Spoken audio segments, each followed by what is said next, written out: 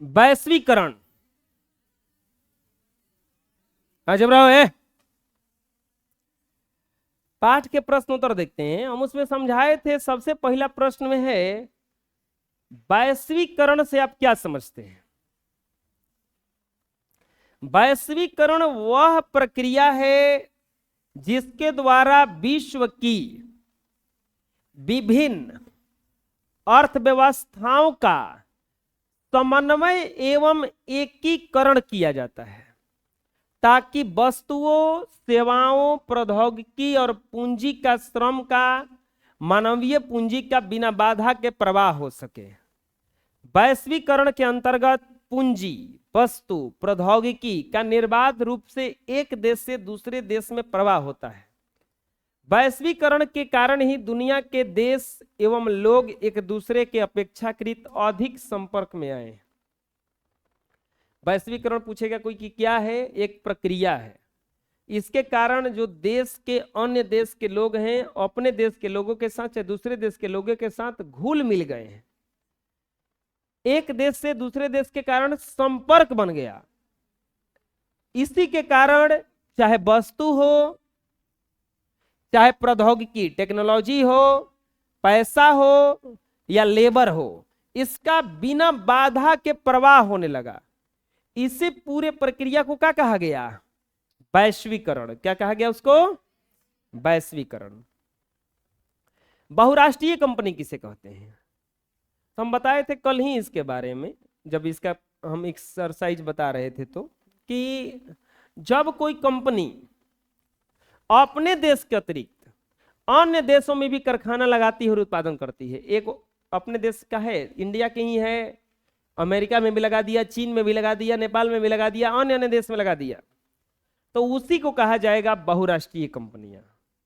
बहुराष्ट्रीय कंपनी के श्रेणी में वैसी कंपनियां आती हैं जिनका फैलाव एक से अधिक देशों में है। ये विश्व स्तर पर वस्तु और सेवाओं का उत्पादन करती है और विभिन्न उत्पादों को जोड़ती है, जैसे Tata motors, Ford motors, Samsung, Coca Cola, Nokia. ये सब कौन सा कंपनी है?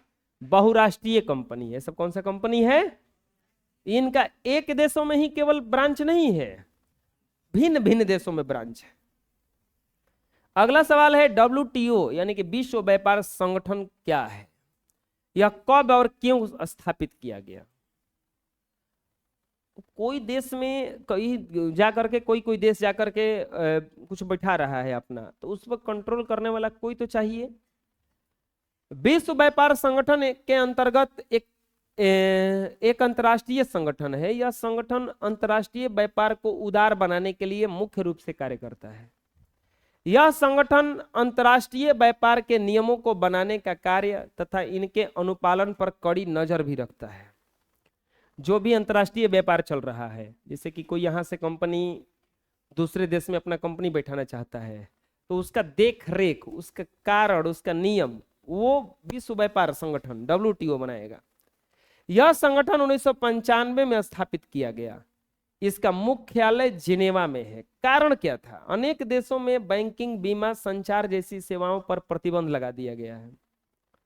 व्यापार के लिए विस्तार के लिए इन प्रतिबंधों को समाप्त करना आवश्यक है। विश्व व्यापार संगठन इन प्रतिबंधों को हटाने का कार्य करता है तथा इसका मुख्य उद्देश्य अंतर्राष्ट्रीय व्यापार को यथासंभव मुक्त एवं स्वतंत्र बनाना है।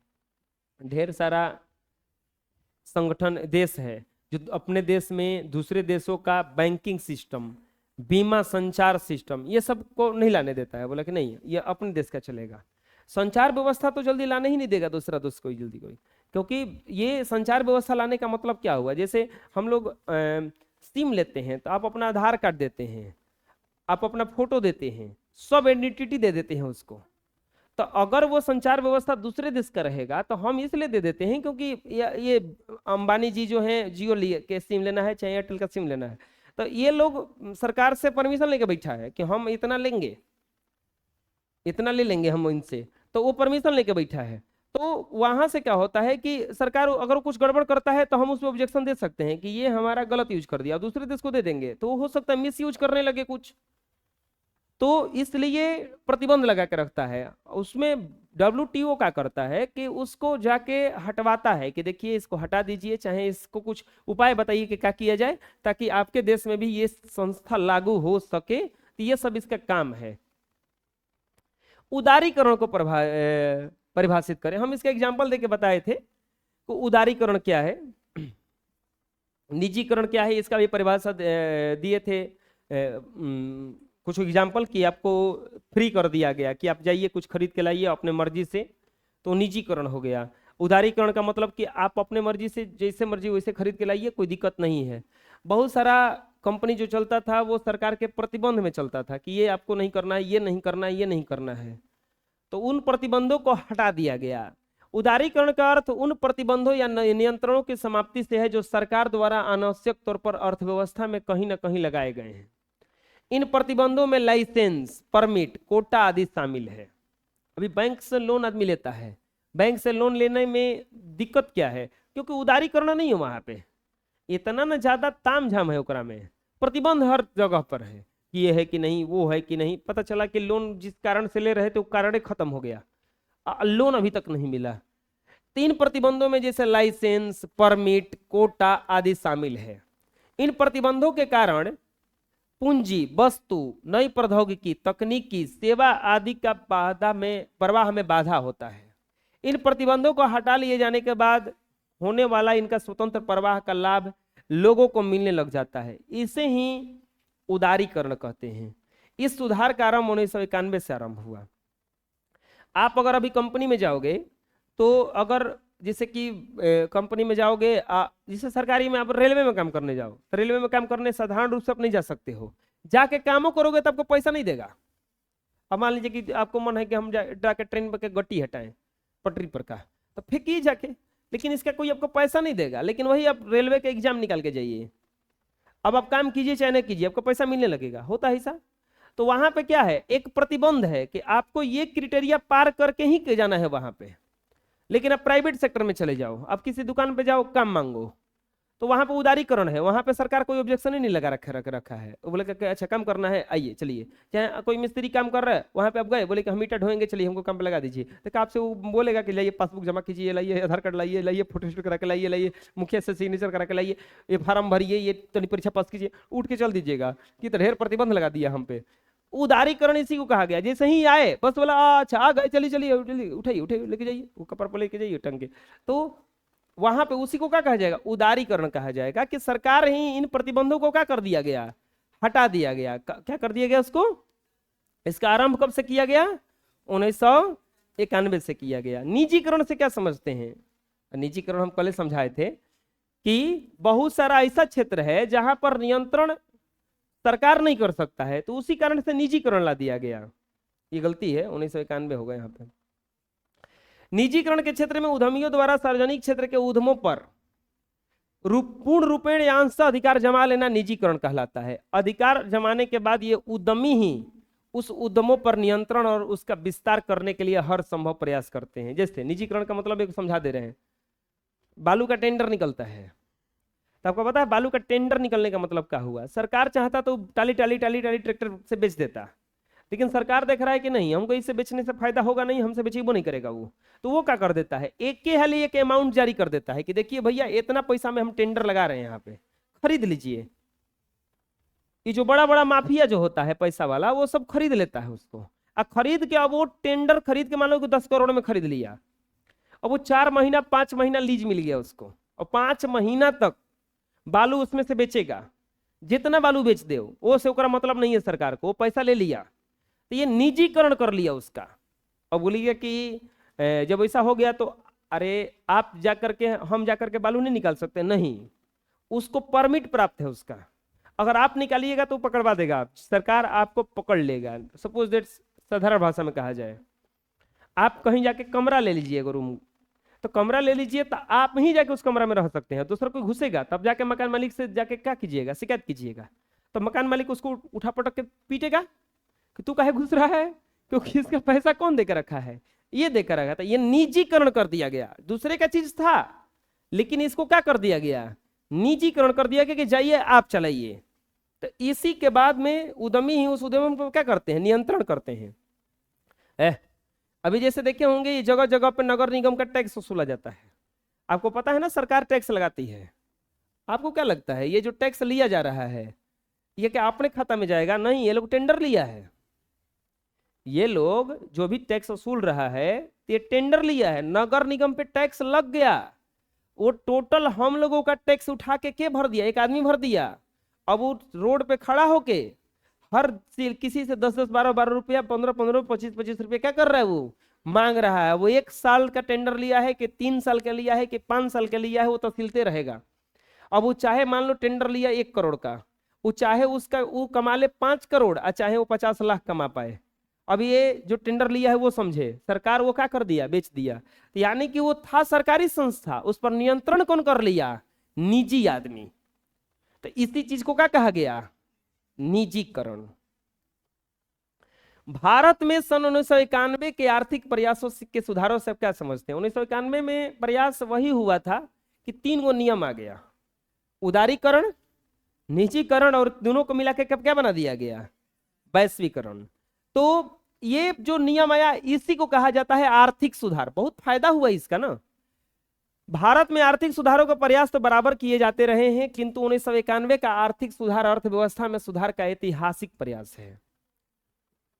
ये समझ लो, ये सुधार मनमोहन सिंह के सरकार में आया था। उस समय मनमोहन सिंह की सरकार में इसलिए आया था, मनमोहन सिंह के मतलब अर्थशास्त्री बहुत तेज थे। वो जो मंदी आया था, मंदी को संभालने में यही सबसे ज्यादा योगदान दिए। बाद में इनका यूपीए 2 जो बना ना, जब दोबारा इनका सरकार बना 2005 वाला, तो उसमें थोड़ा सा गड़बड़ कर दिए, उसमें इनको ज्यादा भाव नहीं दिया गया। अटल बिहारी वाजपेयी बने बीच में, इनके बाद अटल बिहारी वाजपेयी के बाद में फिर ये बने मनमोहन सिंह 2005 से 14 में, 14 में जाके चेंज हो गए थे, मोदी जी आ गए, अभी तक है। तो ये जो बना ना, ये गड़बड़ के लिए 1991 वाला में ठीक था इनका। तो आर्थिक सुधार व्यवस्था में ऐतिहासिक प्रयास रहा है। आर्थिक नीति भी कहा गया इसको। इसका उद्देश्य आर्थिक व्यवस्था में कुशलता लाना, उत्पादक में वृद्धि लाना, लाभ में वृद्धि करना, प्रतियोगिता के शक्ति स्तरों में सुधार करना था। इसका आधार निजीकरण, उदारीकरण और वैश्वीकरण था। जैसे भी आर्थिक सुधार आएगा तो समझ लेना कि तीनों का बात कर रहा है, एलपीजी का, यानी कि लिबरलाइजेशन, ग्लोबलाइजेशन और प्राइवेटाइजेशन का। आर्थिक सुधारों या नई आर्थिक नीति की 3 विशेषताएं। तो इसमें विशेषता क्या था, भारत को अंतरराष्ट्रीय प्रतियोगिता में शामिल कर दिया गया। अंतरराष्ट्रीय प्रतियोगिता का मतलब क्या हुआ, जैसे हुआ क्या, वैश्वीकरण का मतलब समझो। एक पाठ आता है चिड़िया का कि जब अंडे में थी तो उसको लगता था कि बस इतना ही बड़ा है संसार। जब अंडा फूटा तो घोंसला में घूमने लगी रेंग रेंग करके, तो उसको लगा कि बस इतना सा ही है संसार। और जब घोंसला में से निकल के डाली पर कूदने लगी तो उसको लगा कि इतना सा ही है संसार। और डाली पर से जब पंख बढ़िया से बन गया, जब उड़ने लगी तो कह रहे अरे बाप रे, ये कितना बड़ा है संसार। तो वो बात हुआ। भारत को जैसे आप इस क्लास में बैठे हैं तो आप अतने में अपना दिखा करके सोच रहे हैं बहुत हम तेज है, बहुत तेज है। बाद में पता चला कि अरे कुछ नहीं है हम। एक कभी कभी लगता है ना कि वो कहा जाता है कि अगर किसी को घमंड हो जाए ना कि मेरे बिना कुछ नहीं चल सकता है, तो उसको चक्कर कहाँ का लगाना चाहिए, शमशान घाट का लगाना चाहिए कि देख लीजिए कितना आए या कितना गए। कुछ है ये नहीं है, 140-45 करोड़ में से एक आदमी अगर घट जाए तो कोनो फर्क पड़ने वाला नहीं है। तो भारत जो था ना, वो अंतर्राष्ट्रीय प्रतियोगिता में नहीं था, अपने देश में जो भी था तो उसको शामिल कर लिया गया। किसमें, अंतर्राष्ट्रीय प्रतियोगिता का मतलब कि पूरे देश में आ जाओ। अब उदारीकरण, निजीकरण एवं वैश्वीकरण को बढ़ावा दिया गया। देखो सबसे आसान भाषा में बताते हैं, ये समझने का उपाय है। आप घरे से कहीं हितई में जाते हैं और ढेर लोग वहां पे आने वाले हैं, आप बढ़िया खूब पहन के गए हैं, एकदम अपने घर में सबसे अच्छा कपड़ा पहन के गए हैं, वहां गए तो पता चला कि हमसे ढेर बढ़िया बढ़िया जुटल बड़ा सुन जा। हम मुझे कुछ लागते नहीं की तनको, उहे हलिया हो जाता है। वो अंतर्राष्ट्रीय व्यापार में इसी को शामिल करना कहा जाता है कि हम अपने को तो यहाँ से समझ रहे थे हम ही सबसे अच्छा लग रहे होंगे, गए तो मुझे पता चला कि वेटरों जैसा नहीं लग रहे हैं हम। हमारा तो बढ़िया तो वेटरवा घूम रहा है सब। वो बात हो जाता है। उदारीकरण, निजीकरण एवं वैश्वीकरण को बढ़ावा दिया गया। अच्छा, फोन उन ना लेके घूमता है आदमी, तो खूब गांव में रहता है तो लेके हाथ में घूमता है कि हमार बढ़ी का फोन है, बड़ी का फोन है। आ गया एक जगह ऐसा कि तोरा से बढ़िया सबको ले लेवा, तो अपना फोन पॉकेट में रखता है कि अब रख बेइज्जती हो जाएगी। उदारीकरण, निजीकरण, वैश्वीकरण को क्या दिया गया, वहां पे बढ़ावा दिया गया। और एकाधिकार कानून से उद्योगों को मुक्त कर दिया गया। एकाधिकार कानून मतलब सरकार जो उस पर ऑब्जेक्शन लगा के रखा था, रोक लगा के रखा था, उससे क्या कर दिया गया, उसको मुक्त कर दिया गया। बात है दीर्घ उत्तरीय प्रश्न, वैश्वीकरण के पक्ष में तर्क ने, वैश्वीकरण में, भारत में वैश्वीकरण का वर्णन करें। वैश्वीकरण के पक्ष में तर्क देने का मतलब कि क्या फायदा हुआ, आप कैसे वैश्वीकरण को अच्छा मानते हैं। बिल्कुल फायदा हुआ। प्रत्यक्ष विदेशी निवेश का प्रोत्साहन, वैश्वीकरण से प्रत्यक्ष विदेशी निवेश का प्रोत्साहन हुआ, जिसे भारत जैसे विकासशील देश में विकास के लिए पूंजी प्राप्त कर सकेगा। प्रतियोगी शक्ति में वृद्धि हुआ, वैश्वीकरण की नीति के फलस्वरूप भारत जैसे विकासशील देशों को प्रतियोगी शक्ति में वृद्धि होगी और अर्थव्यवस्था शीघ्र विकास हो सकेगा। गांवों में जो बालक रहता है उसको शहर के विद्यालय में लेकर एडमिशन कराया जाता है। ऐसा क्यों किया जाता है? गांवों में बहुत तेज है तो उसको अलग विद्यालय में ले जाओ। क्यों? क्योंकि वहां से उसका प्रतियोगी शक्ति में क्या होगा, वृद्धि होगा। वो देखेगा कि नहीं हमसे भी तेज अभी हैं तो और चलो मेहनत करते हैं। नई प्रौद्योगिकी के प्रयोग में सहायक, वैश्वीकरण के कारण भारत जैसे विकासशील देशों के विकसित देशों द्वारा तैयार की गई नई प्रौद्योगिकी के प्रयोग में सहायता प्रदान होता है। फायदा होता नहीं है? जैसे अभी हम लोग बात करते हैं नेटवर्क का, तो जैसे विदेश में है जो 6G 7G पे काम कर रहा है सब लोग, हम लोग 5G लेके खुश हैं, तो अंदर से सबका तो मन करते होगा कि हम लोग के देश में भी ये आता ना। तो ये प्रतियोगी शक्ति हुआ कि नहीं हुआ? आपको कल पढ़ाए थे ना वो कहानी पढ़ाए थे, वो बताए थे कि बांस का खाया था वो बम्बू करी, तो वो प्रतियोगी शक्ति आया था उसके अंदर में कि हम भी खाएंगे। और वो पूरा वो चचरी का कबाड़ी उखाड़ के ले आया कि लो इसको बनाओ खाना। तो प्रतियोगी शक्ति। अरे आप भी पढ़ने जाते होंगे प्राइवेट स्कूल में, किसी का लंच देख के जाते होंगे तो घरे जाकर रोते होंगे कि ना माई कल हमरा कैसन लंच दी है, वो खात रहे। ऐसा होता है तो मम्मी कहता हूँ जुगाड़ करके बनाती है उसको। तो प्रतियोगी शक्ति वहां से क्या हो गया, बढ़ा। इसके बाद में अच्छी उपभोक्ता वाली वस्तुओं की प्राप्ति। अरे वैश्वीकरण के कारण अच्छे अच्छे वस्तु भी तो आने लगा जो अपने देश में सही नहीं बन रहा था, वो अलग देशों से अलग अलग आने लगा। जैसे आसान भाषा में कहा जाए, हम लोग के यहाँ आज से 10-15 साल पहले बेना बड़ी जलता था, हर घर में 10 गो 5 गो बेना होता था। उस बेना को जैसे ही खरीदते थे लोग, उसमें कपड़ा से चारों तरफ बॉर्डर बनाया जाता था, सुई धागा से लेकर के। भारी हो जाता था वो। फिर हल्का बेना आया, वो देखे होंगे उसमें हैंडल लगा हुआ था घुमाने वाला, उसको घुमाइए तो वो डंडिया वाला घुमाने पर क्या था, डंडिया घूमता था, हाथ वाला लाल हो जाता था, उसे पकड़ के आने गया घुमाने वाला, उसमें लगा था, वो अंदर अंदर वो घूमता था, वो हल्का भी था। तो इस प्रकार से नया नया वस्तु आया। हम लोग को लगता था कि ये यही बेना से दिन भर रोकना है, नहीं। फिर उसके बाद प्रतियोगी शक्ति बढ़ा, कहीं मोटर बनाया तो ये सब पंखा आ गया, पंखा में भी वैरायटी वैरायटी का पंखा आ गया। तो अच्छा अच्छा वस्तु क्या होने लगा, प्राप्त होने लगा।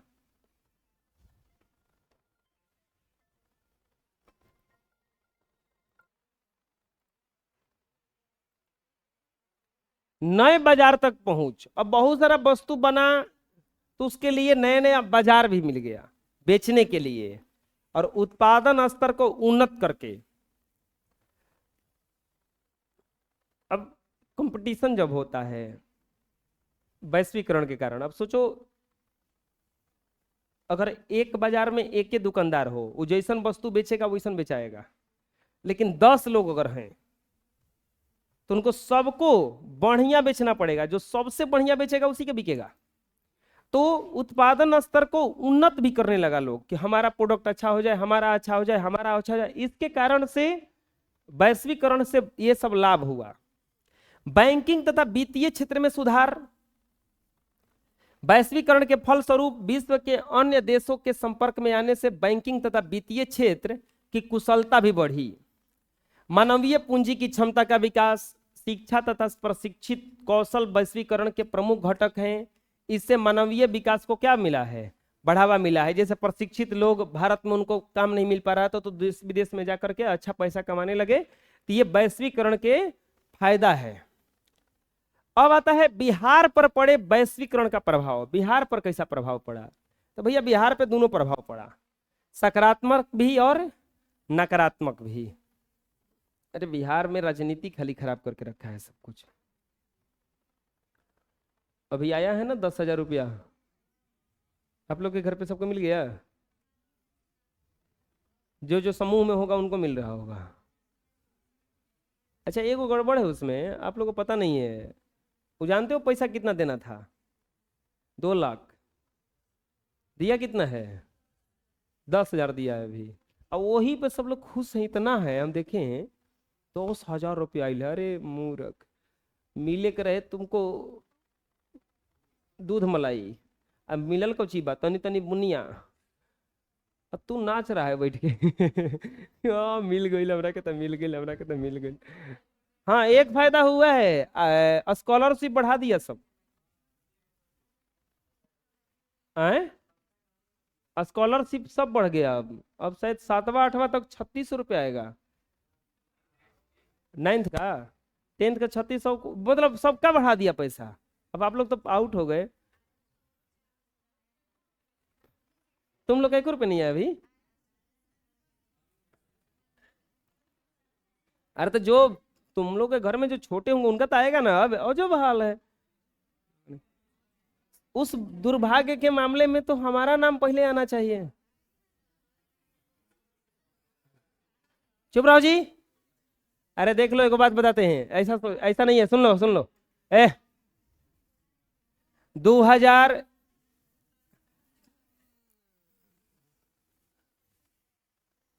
अब जाओ पासबुक लेके दौड़ो सब। जो वाले हम जाते चेक करावे। अच्छा तू लोग पासबुक लेके बैंक में जाते हो सब लोग? साइबर वाला, अच्छा ये यहाँ देख के बताता है, वो पैसा लेता है? कितना है? 10 रुपया? फ्री में कहीं नहीं जांच कर लेते हो? नहीं साइबर वाले के पास भी नहीं जाना है ना। कौन सा कंपनी, नहीं कौन सा बैंक का है? पंजाब नेशनल का होगा लगभग सबका। अरे तो टोल फ्री नंबर पे फोन करो, वो सब बता देगा तुमको कि कितना पैसा आया, कब आया, कितना आया। कहीं जाने की जरूरत नहीं है, 5 मिनट का काम है, घरे बैठ के कर सकते हैं। पासबुक पे टोल फ्री नंबर लिखा होगा, 1800 कुछ रहता है। वो टोल फ्री नंबर पे फोन करो, वो घरे बैठल बता देगा। क्या भीड़ लगाना है जाके, 10 रुपया जियान करना है जोटो का। 10 रुपया रहेगा, एक दिन गाड़ी भाड़ा लग जाएगा तुम्हारा, ये आने का फायदा होगा।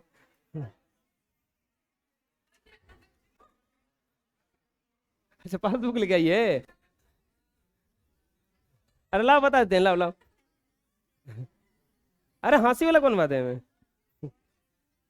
ये ग्रामीण बैंक का है जी। ए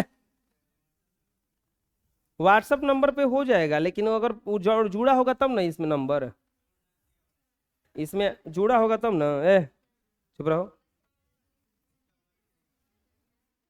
इसमें नहीं है लगता है। मध्य ग्रामीण में काहे लिए बैंक में जाके खाता खुलवाए जी? पंजाब वाला सबका रहता है, इसका नहीं रहता है। इसका है।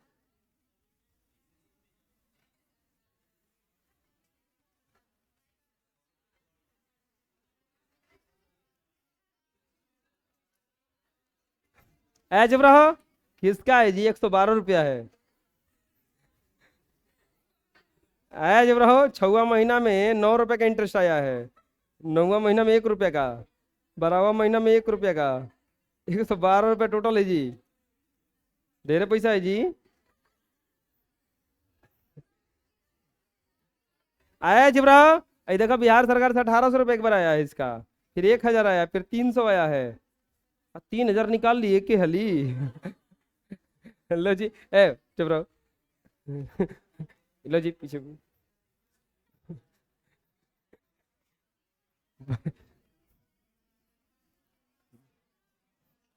उसमें भी होगा, अमल होता है, पंजाबी नेशनल लगा रहता है, 1800 होता। चुप रहो जी, उसी से चेक करा लिया करो, क्या जाना है जुडो का बैंक में। चुप रहो। अब बिहार पर वैश्वीकरण का दो प्रभाव पड़ा।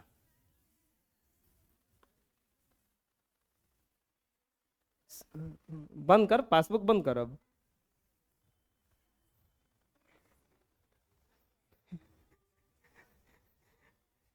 इतना जल्दी पासबुक निकाल दी तो।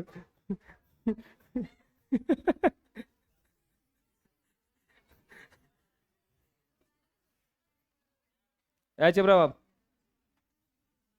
वैश्वीकरण का सकारात्मक प्रभाव क्या पड़ा है? कृषि उत्पादन में वृद्धि। वैश्वीकरण के बाद बिहार के कृषि उत्पादन में उल्लेखनीय वृद्धि हुई। देश की तरह बिहार का अधिकांश कृषि क्षेत्र भी मानसून पर आश्रित है। 2009 में आशा से कम वर्षा होने के कारण सुखाड़ जैसी स्थिति पैदा हो गई थी, लेकिन इसके बाद भी सरकार खाद्यान्न आपूर्ति का आश्वासन वैश्वीकरण के कारण ही हुआ। निर्यातों में वृद्धि हुई। वैश्वीकरण के फलस्वरूप बिहार से किए गए निर्यातों में वृद्धि हुई। निर्यातों के अंतर्गत लीची, आम, कुछ खाद्य पदार्थ, व्यावसायिक फसलों का निर्यात किया गया। हम लोग के बिहार से ये लीची, आम, ये सब देश विदेश तक जाता है। मखाना। बिहार का विश्व स्तरीय उपभोक्ता वस्तुओं का उपलब्धता। वैश्वीकरण के कारण बिहार के बाजारों में विश्व स्तर की उपभोक्ता वाली वस्तुएं उपलब्ध हो गई है, जैसे मोबाइल फोन, जूते, रेडीमेड वस्त्र, खाद्य पदार्थ, कार, ये सब जो है वैश्वीकरण के कारण उपलब्ध हो गया है। रोजगार के अवसरों में वृद्धि। वैश्वीकरण के फलस्वरूप रोजगार के अवसरों में वृद्धि हुई है। उच्च शिक्षा एवं प्रशिक्षण प्राप्त लोगों के लिए विदेशों एवं देश के अन्य भागों में रोजगार के अवसर उपलब्ध हुए हैं। बिहार का कोई कोई है जो देश विदेश में जाकर के अच्छा खासा पैसा कमा लेता है, वो किसके कारण हुआ? वैश्वीकरण के कारण। बहुराष्ट्रीय बैंक एवं बीमा कंपनियों का आगमन। वैश्वीकरण के कारण बिहार में बहुराष्ट्रीय बीमा कंपनियां भारतीय कंपनियों के साथ मिलकर संयुक्त कंपनी के रूप में बाजार में उतर रही है। ये सब जो है सकारात्मक प्रभाव है। अब आएगा नकारात्मक प्रभाव। कृषि एवं कृषि आधारित उद्योगों की अपेक्षा, जैसे हम कल समझाए भी थे कि अच्छे जगह, अब जैसे दिया हुआ के जगह पे लत्तर वाला लाइट वगैरह जो दिवाली में लगता है, तो ये जो हम लोगों का कृषि आधारित उद्योग है, कुटीर उद्योग है, उसको उपेक्षा है। बिहार एक कृषि प्रधान राज्य है, यहाँ बड़े उद्योगों की काफी कमी है। यहाँ कृषि आधारित उद्योगों के विकास की संभावना बहुत ही है, लेकिन वैश्वीकरण के बाद इन उद्योगों में उतना निवेश होना चाहिए, उतना हुआ ही नहीं। कुटीर एवं लघु उद्योगों पर विपरीत प्रभाव। बिहार में छोटे पैमाने में के कुटीर उद्योग के क्षेत्र में उद्योग धंधे तो हैं, लेकिन बहुराष्ट्रीय कंपनी की अच्छी और उपयोगी वस्तुओं के सामने इनकी मांग बहुत कम हो गई है। जैसे चीन द्वारा निर्मित खिलौने के सामने हमारे कुटीर उद्योग के हस्तशिल्प निर्मित खिलौनों की मांग कम हो गई है, क्योंकि चीनी खिलौने आकर्षक और सस्ते होते हैं। आजकल के बच्चों को छोटे मिट्टी के खिलौना बना के दो, उठा के पटक के फोड़ देगा तुरंत। प्लास्टिक का खिलौना तुरंत खेलता रहता है, उसे पटकता रहता है, कुछ होता नहीं है। तो ये दिक्कत हुआ, विपरीत प्रभाव पड़ा है। रोजगार पर भी विपरीत प्रभाव पड़ा है, क्योंकि बड़े पैमाने के उद्योग धंधे कम हैं, छोटे पैमाने के उद्योग धंधे ज्यादा थे। जैसे कुटीर उद्योग, हस्तशिल्प उद्योग। बहुराष्ट्रीय कंपनियों के वस्तुओं के आ जाने से उद्योग के बहुत सारी इकाइयां बंद हो गई और बहुत सारे श्रमिक बेरोजगार हो गए। आपको पता है, पहले कपड़ा उपड़ा सिलवाने जाइएगा ना, तो दर्जी लोग ढेर मिलते थे और कपड़ों ढेर मिलता था। उनको सिलने में ढेर टाइम लगता था, कभी कभी 20-20 दिन लगा देता था एक कुर्ता सिलवाने में। उससे शादी विवाह जिसके घर में हो, दर्जी को कहना पड़ता था कि देखिए भैया हमारा सिल दीजिएगा पहले। अब तो जरूरत ही नहीं सिलवाने का, रेडीमेड आ गया ना, सब मशीन से बना बनाया वस्त्र आता है। तो ये क्या किया, रोजगार पर विपरीत प्रभाव डाला कि अच्छा प्रभाव डाला? बिल्कुल विपरीत प्रभाव डाला। अब तो लगता है कभी कभी कि सिलाई के कपड़ा, सिलाइया के जितना मांग रहा है उतना में तो कपड़ा भी आ जाता बने बनावल, तो क्या देना है उसको। बात यही हो रहा है। तीसरा चीज एक और गड़बड़ है, आधारभूत संरचना के विकास के कम के कारण कम निवेश। हमारे बिहार में आधारभूत संरचना ठीक ठाक है नहीं है, इसके कारण यहाँ पे जितना विकास होना चाहिए, जितना निवेश होना चाहिए, उतना निवेश हुआ ही नहीं, तो ये भी गड़बड़ हुआ। वैश्वीकरण के कारण आम आदमी पर क्या प्रभाव पड़ा? आम आदमी किसको कहा जाता है? साधारण हम लोग को आम आदमी कहा जाएगा, हम लोग जो है आम आदमी है। खास आदमी किसको कहा जाएगा, समझाते हैं। आम आदमी खास आदमी का पहचान क्या है? आप कहीं जाते हैं, आपको देख के कोई फोटो खिंचवाने जाता है, दौड़ दौड़ का नहीं, समझ लो आम आदमी है। वही मोदी जी आ जाए, चाहे कोई फिल्म का हीरो आ जाए, चाहे कोई क्रिकेटर आ जाए, लोग छापर पड़ल रहता है, इसके साथ वो सेल्फी खींचा जाता ना, तो हम ट्रेंडिंग में चले जाते हैं, तो वो खास आदमी है। क्या है वो? खास आदमी है। चाहे कोई आपके घरे आए, आप लोग कहीं जाते हो, कोई दौड़ दौड़ के कुर्सी लाता है, अरे बैठिए, कुर्सी लीजिए, हई लीजिए, हई पानी लाओ रे, हई खाना लाओ रे, अगला हाँ जाओ खा लियो चल बैठ के, ठीक बा। आम आदमी, खास आदमी आ गए का, द्वार पर देखते रहिए, यहाँ दौड़ के ही हमारा बेरी को है, उसके लिए खास फ्रिज में कुछ रखा हुआ है, होता है ऐसा, तो समझ लो कि वो खास आदमी है। आम आदमी और खास आदमी में यही अंतर होता है। हाँ, कहाँ थे हम? आम आदमी। आम आदमी खास आदमी में एक और अंतर होगा, वो देखे होंगे बर्थडे में जो केकवा काटता है, वो खास रहता है उस दिन, केक काटने तक बस, केक कटा बस वो हटा, उसको साइड हटाओ, अब आने दो खाने वाला चीज, उसका वैल्यू उतने तक है।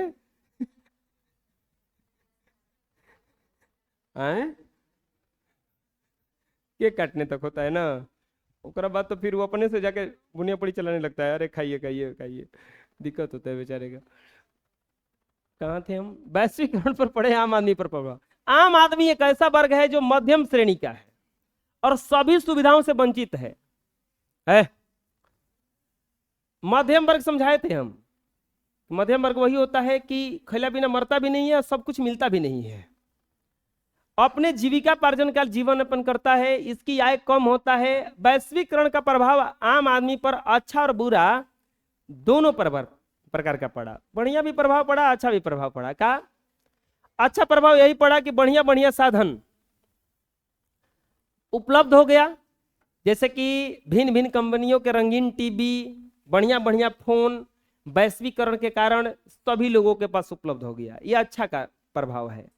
रोजगार की भी संभावना बढ़ गई कि जितना भी इंस्ट्रूमेंट आया, कुछ आया, तो उसको बेचना, उसको बनाना, एक ऑप्शन हो गया कि रोजगार बढ़ गया। तीसरा दिक्कत अच्छा का हुआ, आधुनिकतम तकनीक की उपलब्धता। अब देखे होंगे मोबाइल में अपडेट आता है हमेशा, अच्छा वो अपडेट अभी तक समझ में नहीं आया सबको, पुराना वाला का भी पूरा फंक्शन हम जानते नहीं थे, तो ये अपडेट डाल दिया फिर से कि ना लो नया आ गया। अब अपडेट का मतलब क्या होता है? कुछ चेंज कर देता है वो लोग, और वही चेंज करते करते वो अपडेट करते जाता है। जैसे विंडो 11 है, इससे पहले विंडो 10 था, हम 10 भी पूरा तरह से जानते नहीं है कि क्या क्या उसमें है, अपडेट आया, हम एक दिन अपडेट कर दिए, 11 बन गया ये, तो 11 अब कुछ दिन में यो अपडेट मांग रहा है कि और अपडेट कर दीजिए इसको, कैन कोची बन जाएगा अभी, तो ना कर रहे हैं कि कैन बिगड़ उगड़ जाएगा झूठों का, ऐसा कुछ मत बदल दे कि हमरा अइबे ना करे। तो आधुनिक तकनीक की उपलब्धता, वैश्वीकरण के कारण विश्व के विकसित देशों द्वारा आधुनिकतम तकनीक एवं विकासशील देशों में आसानी से उपलब्ध होने लगा है कि बढ़िया बढ़िया जो तकनीक है वो सही है। अच्छा अपडेट सही भी है ना, जैसे आप देखे होंगे पहले का पंखा में और अब के पंखा में बताए थे एक दिन अंतर हम, पहला का पंखा जो आता था वो बिजली बड़ी खाता था, अब जितना भी आधुनिक पंखा लाओ आप खरीद करके, अभी स्टार रेटिंग आने लगा, स्टार रेटिंग आने लगा, single star, double star, triple star, 5 star तक जाने लगा। तो ये स्टार रेटिंग का मतलब क्या है? जितना भी स्टार आप बढ़ा के लोगे उतना ही खपत कम करेगा बिजली का ही। अब देखे होंगे कोई कोई कहता होगा कि फलाना का बिजली बिल बड़ी कम आता है, हमारा बेसी आता है। अरे तो आपको क्या पता कि वो घरवा में सामान कैसे लगा के रखा है? अब आप लगा के रखे होंगे 90-20 वाला पंखा कोनो, राक्षस जैसन बिजली खाता होगा, हम सही बता रहे हैं। हो सकता है कि वो अरे एक बात बताते हैं आपको, देखो बिजली के बारे में को बात बताते हैं। आप मान लीजिए यहाँ मोटर लगा दिए, ठीक, यहाँ से आप पानी ले जा रहे हैं, आपके घर में पानी का यूज है, लेकिन जो पाइप यहाँ लगाए हैं, ये पाइप इतना खराब है कि आधा पानी ये नहीं गिर जाता है। तो आप बताइए कि आपके घरे पानी का बिल ज्यादा आएगा कि कम आएगा? ज्यादा आएगा, क्योंकि ज्यादातर पानी आपका क्या हो रहा है, बर्बाद हो रहा है। अब एक आदमी जो है उसके घर में ज्यादा पानी का यूज है, लेकिन वो अच्छा सा पाइप एक लगाया कि एक भी बूंद ने पानी बर्बाद नहीं कर रहा है, सटीक ले गया, जितना यूज करना होगा किया, फिर बंद कर दिया। तो इसका खपत तुम्हारे जैसा कैसे हो जाएगा?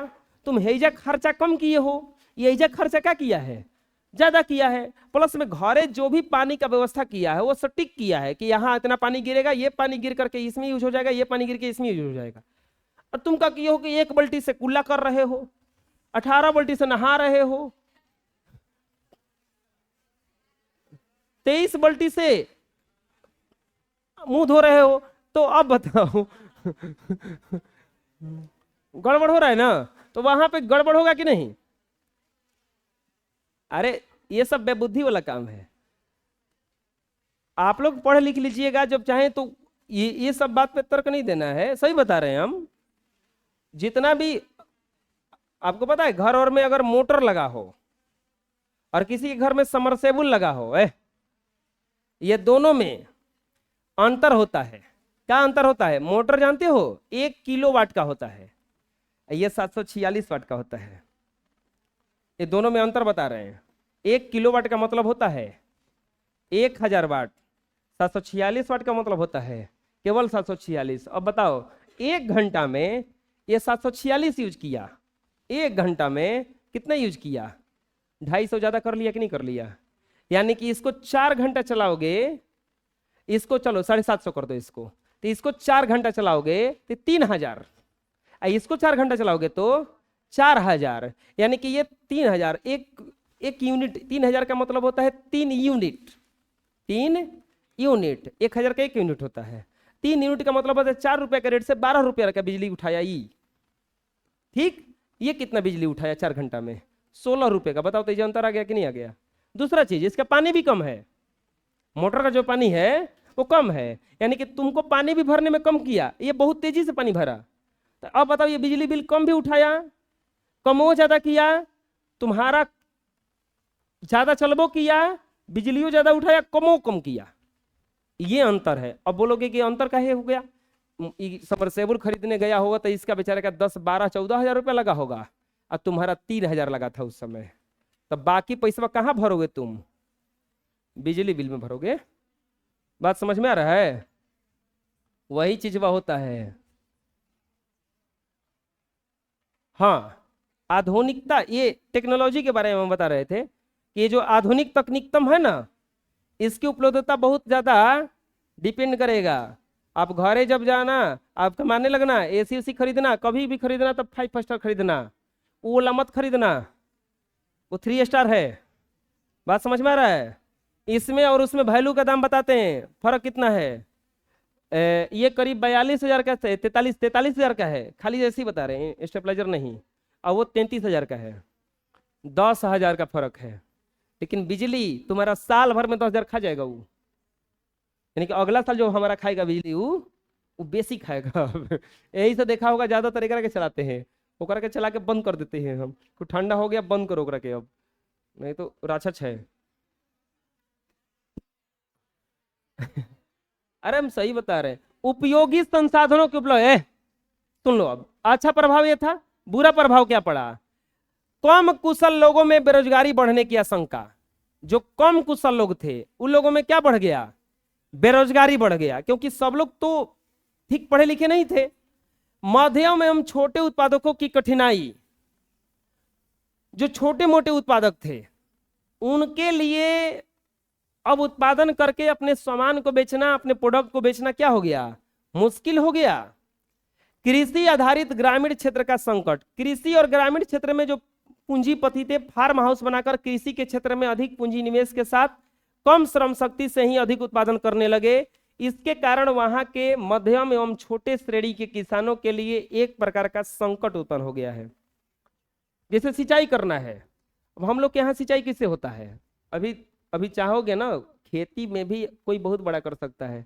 हम देखे हैं जहाँ खेती, जैसे पंजाब में बहुत अच्छा गेहूं होता है, हम लोग गेहूं का सिंचाई कैसे करते हैं? गेहूं में बड़ी पानी कम चाहिए, चाहिए तुरंत पानी निकाल देना है।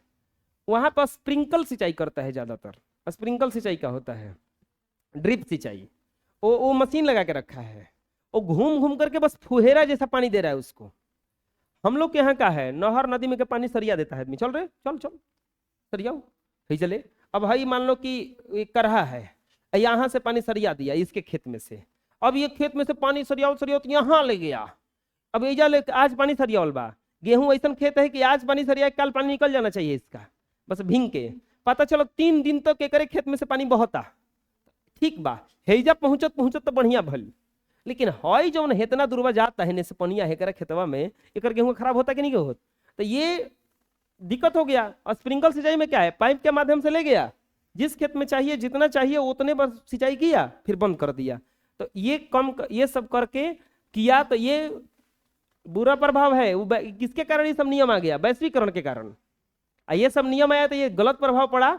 बाकी छोटे मोटे किसान थे, वो लोग ये सब इफोर्ट नहीं कर सकते हैं।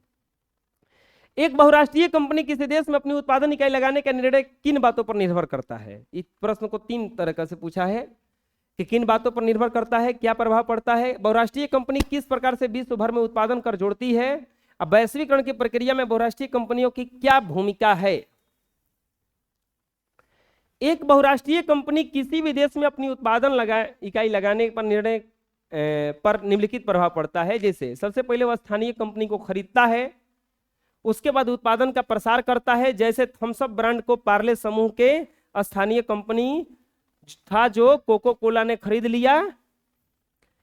कभी कभी बहुराष्ट्रीय कंपनियां स्थानीय कंपनियों के साथ संयुक्त रूप से उत्पादन करता है। बहुराष्ट्रीय कंपनियों के पास ज्यादा पूंजी और नवीनतम प्रौद्योगिकी होता है, जिसका सीधा लाभ स्थानीय कंपनी को होता है। बड़ी बहुराष्ट्रीय कंपनियां मॉल के माध्यम के उत्पादन के लिए छोटे उत्पादकों का सहारा लेती है, जैसे वस्त्र, जूते, खेल के सामान, खिलौना।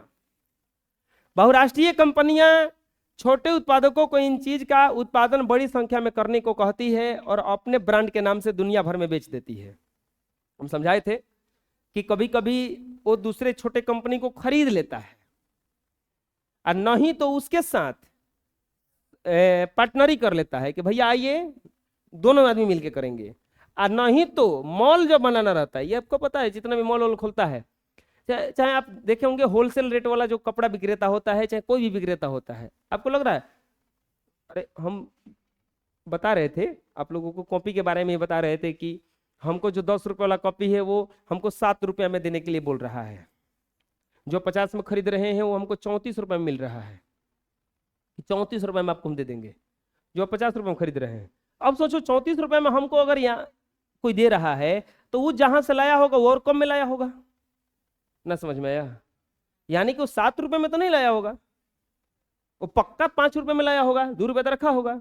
हम पहुंचेंगे वहां पर ही तो हमको कितना रुपए में मिल जाएगा? वो 5 रुपये मिल जाएगा। तो ये जो है ये यही क्या करता है, मॉल वाले बड़े बड़े कंपनियां जो हैं यही सब तो करता है। ये लोग बड़े ब्रांड को के नाम पर हल्के फुल्के वस्तुओं को भी क्या कर देता है, ये लोग बेचवा देता है, अपने नाम से दुनिया भर में क्या कर देता है, इसको बेच देता है। बहुराष्ट्रीय कंपनियां संयुक्त उपक्रम के माध्यम से कंपनियों के विलय से या विभिन्न देशों के छोटे उत्पादकों से माल आपूर्ति करके अपना उत्पादन जाल को क्या कर लेता है, फैला लेता है, और इस तरह से वो काम अपना करते रहता है। ठीक है, इस तरह से आप लोगों का ये जो एक्सरसाइज 6 था वो खत्म हो गया। हम लोग अगले बढ़ेंगे एक्सरसाइज 7 में।